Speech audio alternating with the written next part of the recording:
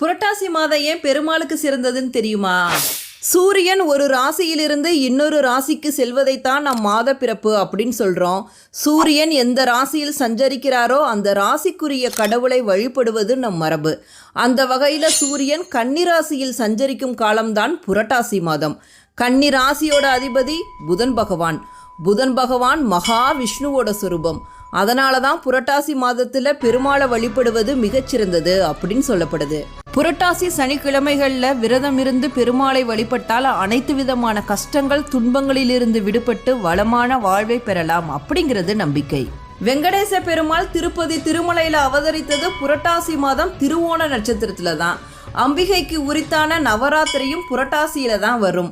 பித்ரு தோஷம் போக்கும் தினங்களில் முக்கியமானதாக கருதப்படும் மகாலய அமாவாசையும் புரட்டாசியில தான் வரும்.